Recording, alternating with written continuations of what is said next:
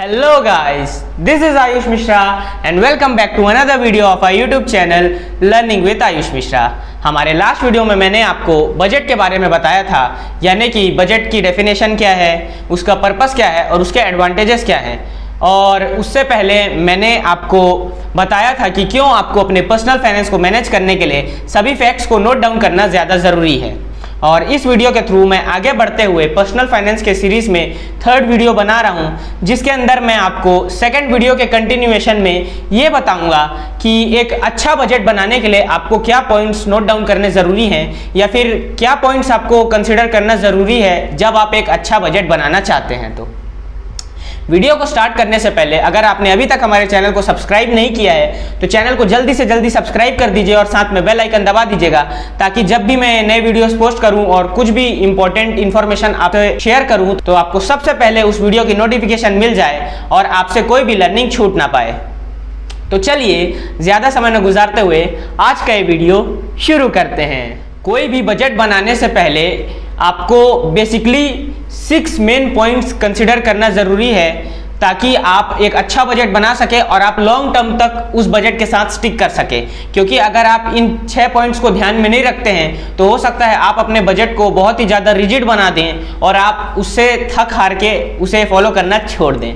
तो चलिए अब हम वीडियो में आगे बढ़ते हुए उन 6 पॉइंट्स को डिस्कस कर लेते हैं। Point number 1, have a goal in your mind. जब भी आप बजटिंग करते हैं तो सबसे पहले आपको अपने दिमाग में एक गोल फिक्स कर लेना चाहिए कि आप कितना अमाउंट सेव करना चाहते हैं या कितना अमाउंट इन्वेस्ट करना चाहते हैं, या फिर अपने हिसाब से आप मंथली कितने एक्सपेंडिचर करना चाहते हैं। क्योंकि बिना गोल के बजटिंग करना उस प्रकार है कि बिना डेस्टिनेशन जाने गाड़ी चलाना, मतलब आप गाड़ी तो चला रहे हैं पर आपको नहीं पता कि आपको जाना किधर है।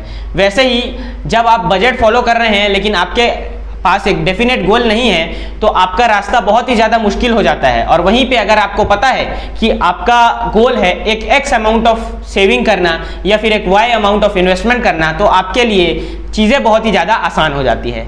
अब सेकेंड पॉइंट की तरफ बढ़ते हैं। सेकेंड पॉइंट है know the future expenses.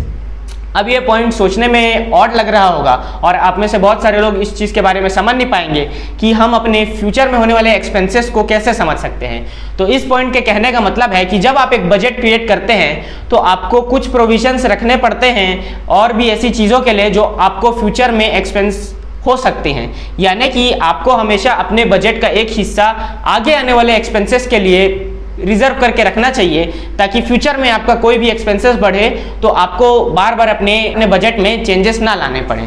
Point number 3, do not gate too harsh on entertainment and personal expenses.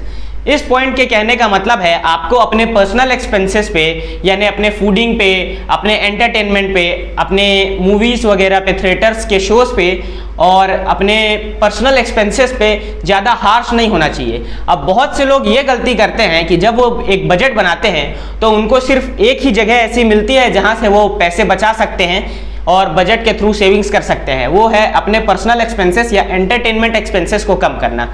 यानी कि अगर वो पर्सन डाइनिंग आउट करता है, यानी कि बाहर खाना खाता है, अगर वो मूवीज़ देखता है, अगर वो सिनेमा देखता है और बहुत सी चीज़ें करता है अपने पर्सनल एंटरटेनमेंट के लिए, तो सबसे पहले लोग उसे एकदम ज़ीरो कर देते हैं और अपनी सारे मूवीज़, सारे ईटिंग के बजट को ज़ीरो कर देते हैं। इससे होता क्या है, एक शॉर्ट टर्म तक आप अपने विल पावर के थ्रू उसे रेजिस्ट कर पाते हैं, लेकिन लॉन्ग टर्म में जब आपके बॉडी को, आपके माइंड को एंटरटेनमेंट नहीं मिलता तो उसे बियर नहीं कर पाते और आप फिर अल्टीमेटली बजट को फॉलो करना छोड़ देते हैं। इसीलिए अगर आप बजट को लॉन्ग टर्म तक फॉलो करना चाहते हैं तो आपको अपने पर्सनल एक्सपेंसेस और एंटरटेनमेंट पे ज़्यादा हार्श नहीं होना चाहिए और उसके लिए ज़्यादा कड़ाई नहीं दिखानी चाहिए। पॉइंट नंबर 4 की तरफ हम बढ़ते हैं। पॉइंट नंबर 4 है प्लान फॉर द अनएक्सपेक्टेड। ये काफ़ी हद तक पॉइंट नंबर 2 से मिलता है।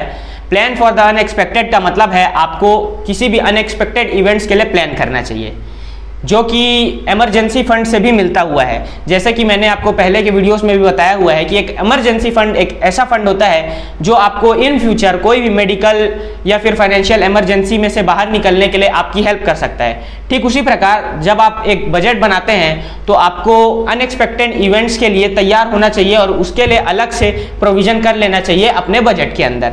अब हम पहुँचते हैं पॉइंट नंबर 5 की तरफ। Point number 5, track your expenses wisely and review it regularly. ये पॉइंट कहता है कि आप जो भी एक्सपेंडिचर करते हो आपको उसे बढ़िया से ट्रैक करना चाहिए और आपको हमेशा पता होना चाहिए कि आपके एक्सपेंसेस किस तरह हो रहे हैं, नीड्स में हो रहे हैं, वांट्स में हो रहे हैं या फिर किस सब कैटेगरी के अंदर हो रहे हैं। Last but not the least, point number 6। Point number 6 कहता है कि आपको अपने बजट को फ्लेक्सिबल रखना चाहिए, यानी आपको अपने नीड के हिसाब से बजट को जब चाहे तब एडजस्ट कर लेना चाहिए। अगर फ्यूचर में आपकी इनकम बढ़ती है या फिर किसी वजह से आपके कुछ एक्सपेंसेस बढ़ते घटते हैं तो उस हिसाब से आपको बजट को टाइम टू टाइम रिन्यू कर लेना चाहिए और एडजस्ट कर लेना चाहिए ताकि आप उसके साथ लॉन्ग टर्म पर स्टिक कर सको।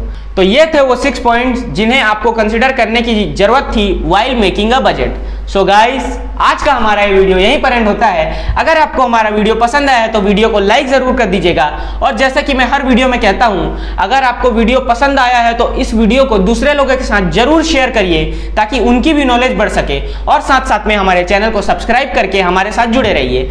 आपसे मुलाकात होगी हमारे चैनल के नेक्स्ट वीडियोस में। तब तक के लिए कीप लर्निंग।